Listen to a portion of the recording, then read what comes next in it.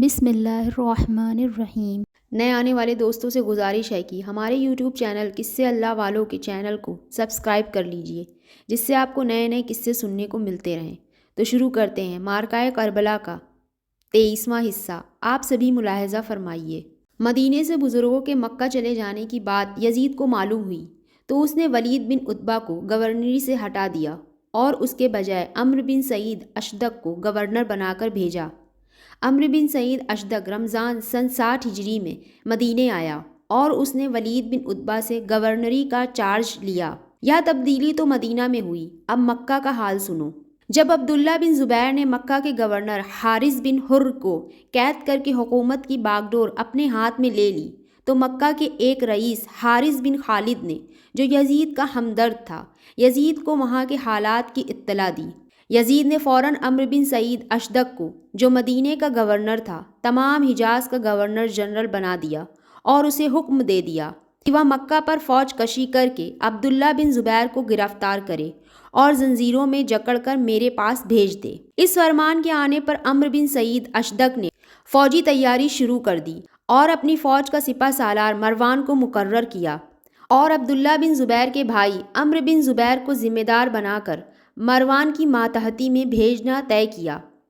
جب تیاری شروع ہو چکی اور فوج نے کوچ کرنا چاہا تو ابو شریح خزاعی عمرو بن سعید اشدق کے پاس آئے اور پوچھا، کیا یہی صحیح ہے کہ آپ نے مکہ معظمہ پر دھاوا بولنے کا ارادہ کر لیا ہے؟ عمرو بن سعید اشدق نے جواب دیا، ہاں یہی صحیح ہے، وہاں کے لوگوں نے بغاوت کی ہے اور وہ خروج پر آمادہ ہیں۔ اگر وہ خروج کرنے والے ہیں تو بہتر یہ ہے کہ آپ ان کے خروج کا انتظار کرو، مگر اس سے ان کا حوصلہ بڑھے گا اور ان کو دیکھ کر اور لوگوں کو بھی بغاوت کی جرأت ہوگی۔ لیکن آپ مکہ پر حملہ کرنے والے ہیں، کیونکہ آپ کو معلوم نہیں کہ حضور پاک آپ صلی اللہ علیہ وسلم نے فرمایا ہے کہ اللہ نے صرف 1 ساعت کے لیے مکہ میں لڑائی کی اجازت دی تھی۔ یہ ٹھیک ہے، لیکن میں اس وقت مکہ والوں سے لڑوں گا جب وہ لڑائی پر تیار ہوں گے، مگر اس طرح گناہگار تو آپ ہوں گے کیونکہ آپ مکہ معظمہ پر دھاوا بولنے جا رہے ہیں۔ عمرو بن سعید اشدق نے بگڑ کر کہا، تمہیں کوئی حق نہیں کہ نصیحت کرو۔ ابو شریح بولے، ہر مسلمان کو حق ہے، یاد رکھیے آپ مکہ پر حملہ کر کے راندہ درگاہ ہو جائیں گے۔ عمرو بن سعید اشدق نے غضبناک ہو کر کہا، اپنی خیریت چاہتے ہو تو اس نصیحت بازی سے باز رہو۔ ابو شریح نے ترکی با ترکی جواب دیا، حکومت نے آپ کے دماغ میں فرعونیت بھر دی ہے، آپ مکہ پر حملہ کر کے اپنی عاقبت خراب نہ کیجیے۔ یہ کہہ کر ابو شریح وہاں سے اٹھ کر چلے گئے۔ عمرو بن سعید اشدق نے مکہ کی طرف فوج روانہ کر دی۔ اس حملے کی اطلاع عبداللہ بن زبیر رضی اللہ عنہ کو بھی ہو گئی، انہوں نے بھی مقابلے کی تیاری شروع کر دی۔ کچھ ہی دنوں بعد یزیدی فوج عبداللہ بن زبیر رضی اللہ عنہ کے بھائی عمرو بن زبیر رضی اللہ عنہ کی ماتحتی میں آ گئے۔ معلوم ایسا ہوتا تھا کہ عمرو بن سعید اشدق اس وجہ سے فوج کے ساتھ نہیں آئے کہ کہیں اس کی غیر حاضری میں مدینہ والے بغاوت نہ کر دیں، اور مروان کو یا تو مکہ والوں سے ڈر ہوا یا اس نے مکہ پر حملہ کرنا مناسب نہ سمجھا۔ یزیدی فوج مکے سے کچھ دوری پر آ کر رک گئی۔ عبداللہ بن زبیر رضی اللہ عنہ نے اسے مکہ گھیرنے کا موقع دیا۔ وہ اپنی فوج لے کر مکہ سے باہر نکلے۔ ان کا بھائی عمرو ان کی فوج دیکھتے ہی اپنی فوج لے کر ان کے مقابلے میں آ گیا۔ دونوں فوجوں نے صف بندی کر لی۔ جب صفیں تیار ہو گئیں تو عبداللہ بن زبیر نے میدان میں نکل کر یزیدی فوج سے کہا، اے یزیدی فوج والو، افسوس ہے کہ تم مکہ معظمہ پر چڑھ کر آئے ہو۔ سمجھو خانہ کعبہ پر چڑھائی کرنا اور یہاں خون بہانا بڑے گناہ کی بات ہے۔